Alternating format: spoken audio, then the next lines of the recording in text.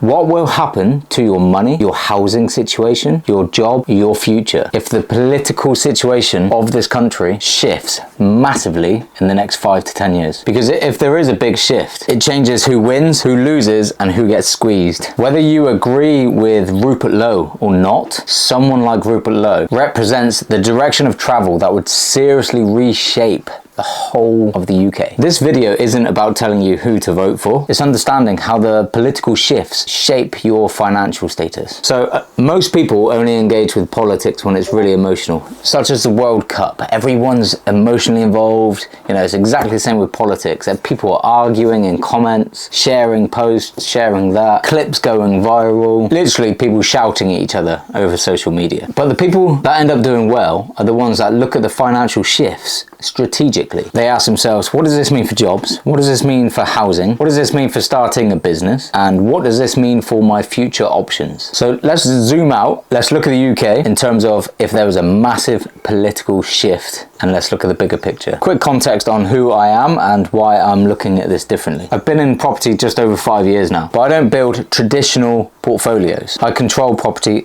I don't own them. And the reason why is because when you step back and you look at the property market in terms of where it's heading, 10 properties in the buy-to-let model isn't step one for most people anymore. Step one is now cash flow, replacing your income, escaping the 9 to 5. Buy-to-let used to be the obvious route. In my opinion, it's not anymore. I've taught this business model to over 300 people, and many of them are now financially free. And this is because they took a step back. They were open-minded and they've stopped trying to play the old game, because you're not getting anywhere. It's a very slow game, like decades. With this model, you can be cash flowing in months. Going forward, I'm not looking at politics emotionally anymore. I'm going to look at it from one question. Who is this good for financially, and who does this hurt? If Rupert Lowe ever become Prime Minister, the UK would likely shift in 3 major directions. First is tighter control over immigration and population growth. So that alone won't just affect politics. That will affect labour markets, housing demand, rental demand, and wages. Second,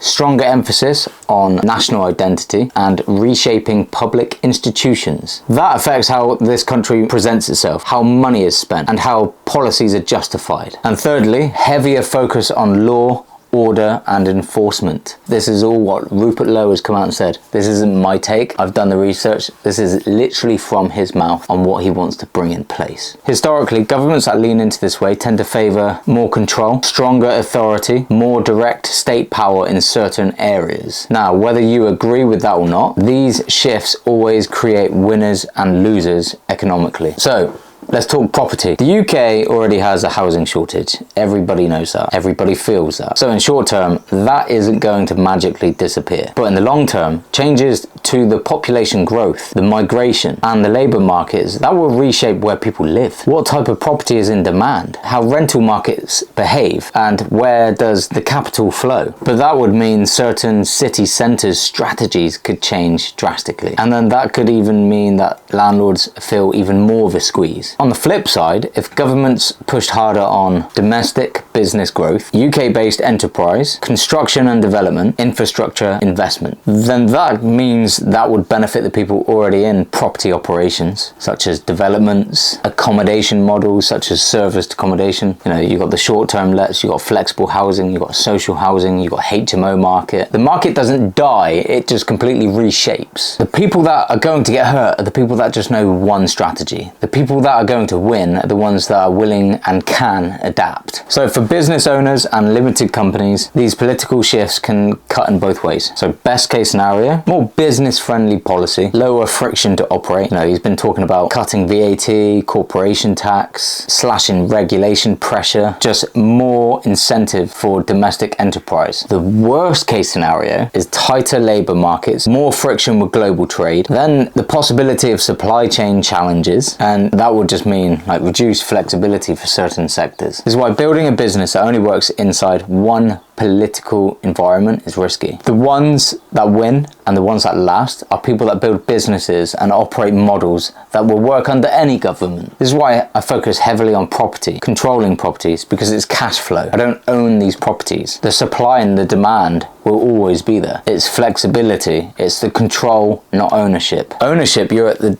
being dictated by policies that the government could just change. Look at Section 24. Look at the interest rates. Just by controlling them gives you flexibility and options. So people are always asking themselves, should I start now? And here's my honest take on it. There is never a perfect time. You won't wake up one day and just think, my life's completely changed. Everything's perfect. There is never a perfect time. Every generation thinks the economy is broken. Every decade people are saying it's harder now than it ever used to be. It's not getting easier. It can get easier with you getting better. But the way to win is to position yourself ahead of when the rules change. If the UK suddenly just become more business friendly, you already want to be in the game to maximize on that opportunity. On the flip side, if the UK become more restrictive, you want to be able to have the skills, the cash flow, and the leverage to pivot. Waiting around for the perfect time is rarely the winning move. So here's what I'm genuinely curious about. If the UK did move into a direction where Rupert Lowe would become the next Prime Minister, do you guys think that this would create more opportunity for everyday people? Or do you think it would benefit people with assets and power and leverage and cash flow, the wealthy? So most people that are watching this won't comment, and that's not because you don't have an opinion. You just